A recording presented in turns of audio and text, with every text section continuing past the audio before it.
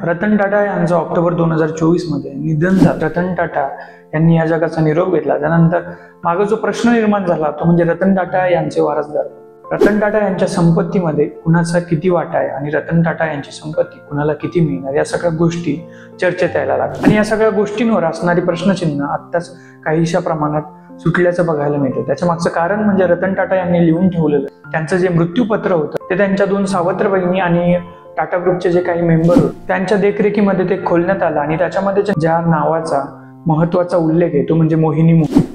तर हे मोहिनी मोहन दत्ता आहेत कोण? तर ते म्हणजे मोहिनी मोहन दत्ता आणि रतन टाटा यांची भेट झाली होती ती म्हणजे 1960च्या दशकाच्या सुरुवातीला त्यांची भेट झाली ती म्हणजे जमशेदपूर मधील एका हॉस्टेलमध्ये। आणि ज्यावेळेस त्यांची भेट झाली त्यावेळेस मोहिनी मोहन दत्ता सांगतात की रतन टाटा त्यावेळेस फक्त अवघ्या 24 वर्षांचे होते आणि त्यानंतर रतन टाटा यांनी मोहिनी मोहन दत्ता यांच्या करिअरला एक आकार देण्यासाठी, करिअरला शेप देण्यासाठी अनेक महत्त्वाच्या गोष्टी केल्या।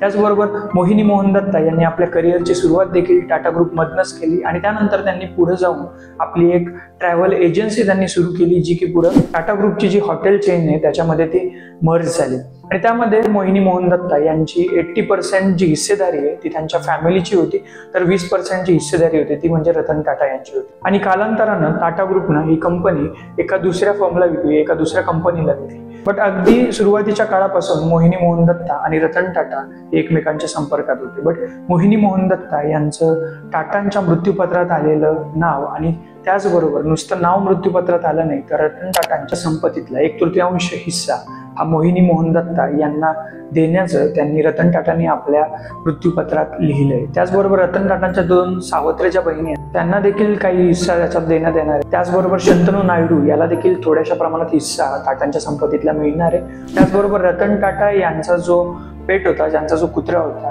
त्याच्या देखभालीसाठी देखील टाटांनी आपल्या संपत्तीतला काही हिस्सा दिलाय। त्याचबरोबर त्यांनी आपल्या संपत्तीतला जो बराचसा हिस्सा आहे तो टाटा ट्रस्टसाठी दिलाय। आणि त्याचबरोबर रतन टाटा यांच्या मृत्यूपत्रामध्ये त्यांनी आपला जो भाऊ आहे आपल्या भावासाठी देखील त्यांनी 50 कोटी रुपये त्यांनी देऊ केले। रतन टाटा यांचे जे सावत्र भाऊ आहे जे सध्या टाटा ग्रुपचे सर्वेसर्वा म्हणून पुढे येत आहेत त्यांच्याबद्दल या मृत्यूपत्रात काहीच उल्लेख नाहीये। या सगळ्या गोष्टींमुळे या मृत्यूपत्राची पुन्हा एकदा शहानिशा होणार आहे ज्या गोष्टी माध्यमांमधून समोर येत आहेत त्याबद्दल। आणि त्यानंतर ह्या सगळ्या गोष्टी न्यायालयासमोर सादर होतील आणि पुढचा जो 6 महिन्याचा कालावधी त्या गोष्टी ह्या सगळ्या गोष्टी सिद्ध होण्यासाठी लागतील किंवा या संपत्तीचं वाटप होण्यासाठी लागेल। ज्यावेळेस न्यायालय याच्यावर शिक्कामोर्तब करेल त्यानंतरच या संपत्तीची विभागणी केली जाईल। तर येणाऱ्या काळात रतन टाटा यांनी लिहून ठेवलेल्या मृत्यूपत्रामुळे कुठल्या गोष्टी समोर येतात, कुठल्या गोष्टी नव्यानं समोर येत आहेत किंवा कुठले चेंजेस होतात ते बघणं महत्वाचं असेल। धन्यवाद।